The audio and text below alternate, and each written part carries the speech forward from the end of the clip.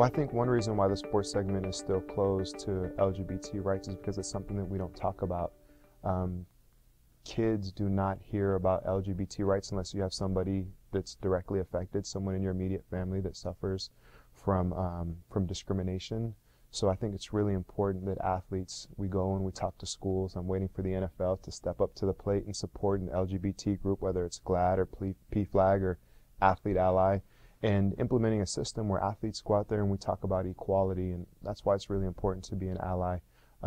We're also expecting that the NFL will also teach its young players, starting at the rookie symposium, about LGBT awareness, so we don't hear comments coming out in the NFL. And the reason why, I direct this at the NFL and professional athletes is because there's going to be a trickle-down effect. And, from the top down, you see professional athletes doing it, and we're role models to a lot of people, and we can touch a different demographic than politicians can. And so now you'll see kids being more confident and having a lot more self-esteem. We're hoping to affect suicide rates. And, this is the overall goal.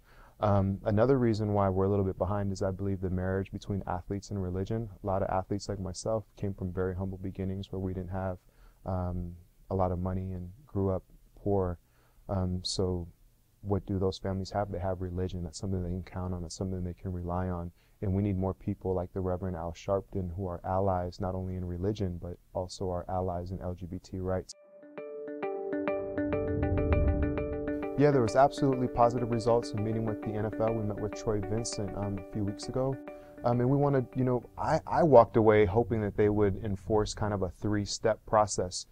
Process one is going to the rookie symposium, having some trained either former players or current players or some of the people that they use now to touch on some of their social issues, going in there and speaking about LGBT awareness, sensitivity, and LGBT rights.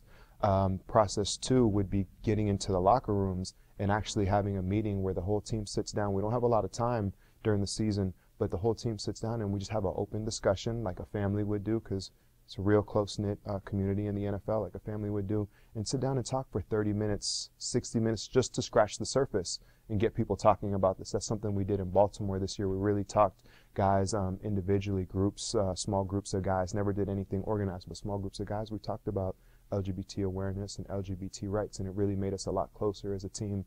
And then the last thing, which is maybe the most important thing, would be for an NFL, for the NFL as an organization to endorse an organization like Athlete Ally or an organization like GLAAD or an organization like PFLAG, and it's really sending a message out to all of America that, hey, there's a group of people that are disenfranchised and we support them.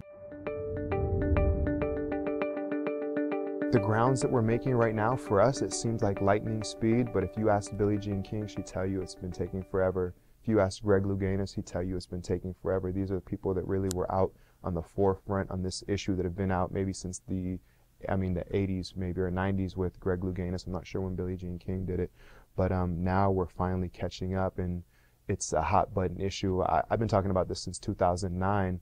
But really now, more than ever, it's really current and it's relevant. And people like myself and organizations like Athlete Ally and some of my constituents, Chris Cluey and Scott Vegeta, we're really making a difference, not only in society, but we're also making a difference in legislation.